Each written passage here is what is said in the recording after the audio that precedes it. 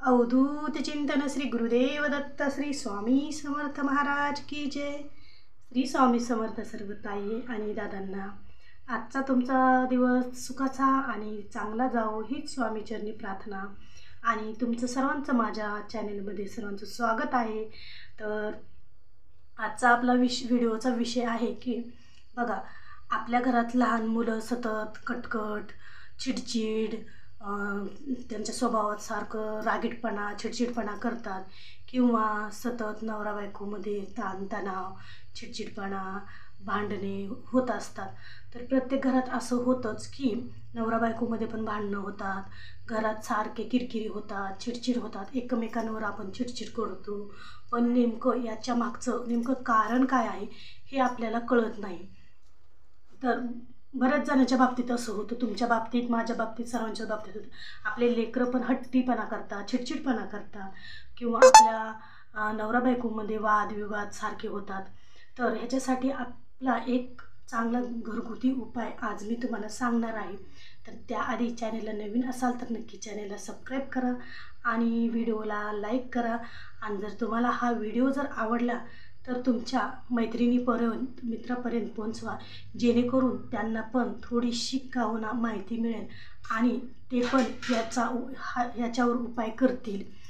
तर बघा, आता आपण स्वामी सेवा करतो, मग स्वामींच्या सेवेमध्ये आल्यानंतर आपल्या घरामध्ये, आपल्या घरातील वातावरणामध्ये बराच काही फरक पडतो आणि आपल्या घरातलं वातावरण बी एकदम प्रसन्न आणि एकदम छान असं आपल्या घरात वातावरण पण होतं।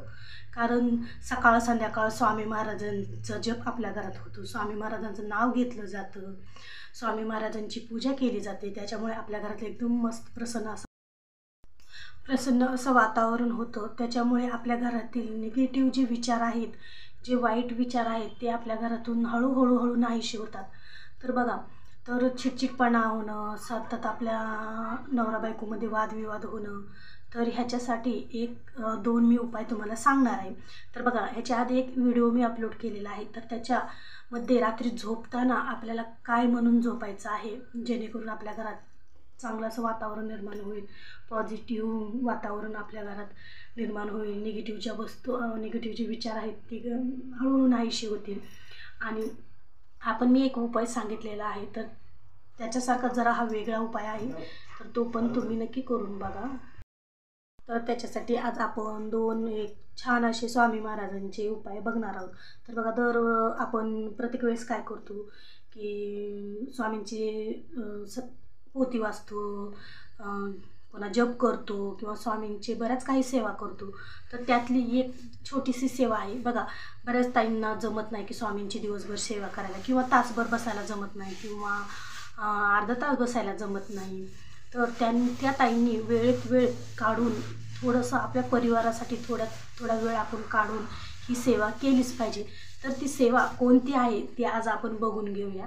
तर बघा, ही सेवा शक्यतो आपण सकाळीच करायची आहे, जेणेकरून सकाळी आपल्या घरातील सगळे व्यक्ती आपल्या घरात असतात आणि जे आपण ती सेवा करतो ती सेवा आपल्या घरातल्या व्यक्तींच्या कानावर पडावी, त्यांच्यासुद्धा मनात एक प्रसन्न असं वातावरण तयार हो, त्यांच्या कानावर ते आपण बोललेले मंत्र श्रोत ते पडावे। तर बघा, सकाळी देवपूजा झाली की आपण देवासमोर बसायचं आणि 2 उदबत्त्या घ्यायच्या, एकाच ग्लासमध्ये पाणी घ्यायचं, त्यात उदबत्त्या प्रज्वलित करायच्या उदबत्त्या, आणि ग्लासमध्ये पाणी घ्यायचं।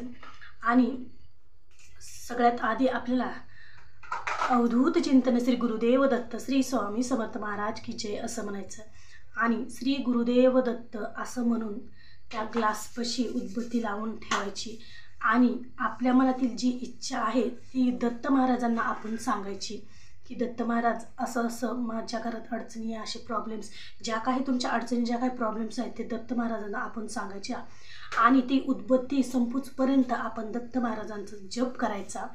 उदबत्ती एकदम संपली की तोपर्यंत आपल्याला दत्त महाराजांचा जप करायचा आहे। आणि पूर्ण उदबत्ती संपली, बघा अर्धा तास लागेल किंवा अर्ध्या तासापेक्षा जास्त वेळ लागेल, तोपर्यंत आपल्याला तो जप करायचा आहे। आणि ते जपचं आणि अशी उदबत्ती ठेवायची की जेणेकरून ते उदबत्तीची जी उदबत्ती आहे तर त्याची ती रक्षा जी आहे तर ती त्या पाण्यात पडली पाहिजे आणि ते पाण्यात पडलेली उदबत्तीचं जे धूप जे असतं रक्षा तर ती आपण घरातल्या सगळ्या व्यक्तींना पिण्यासाठी द्यायची. आणि जर समजा कोणी पिलीच नाही, हे काय आहे असं वेगळं काय केलं आहे असं जर ज्यांना संशय येत असेल तर आपल्या घरातील हांड्यामध्ये किंवा पिण्याच्या पाण्यामध्ये आपण ते टाकून द्यायचं. पण पिण्याच्या पाण्यात टाकलं पण ज्या दिवशी आपल्या घरात नॉनव्हेज असेल त्या दिवशी तो पिण्यात येणार नाही, ह्या हिशेबानंच आपल्याला ते पाणी वापरायचं आहे, जेणेकरून ते पाणी एक दिवसात संपावं. आणि नॉनव्हेज असल्यासही आपण सेवा करायची नाही घरात. आणि ते पाणी पण आपण उदबत्ती पाण्यात टाकून ते पाणी पण आपण प्यायचं नाही त्या दिवशी. ही एवढी आपण लक्षात ठेवलं पाहिजे. नंतर दुसरी सेवा आहे तर ती उदबत्ती पूर्ण संपेपर्यंत आपल्याला श्री गुरुदेव दत्त असा जप करायचा आहे उदबत्ती संपूसपर्यंत आणि तेच पाणी सर्वांना पिण्यासाठी द्यायचं. बघा ही सेवा 21 दिवस तुम्ही करून बघा, पण तिसऱ्या दिवशी तुम्हाला हळूहळू याचा फरक जाणवेल. आणि दुसरी सेवा आहे ती म्हणजे आपण ही नाहीच जमलं तर संध्याकाळी पण दुपारी पण करू शकतो, पण शक्यतो सकाळी करायची.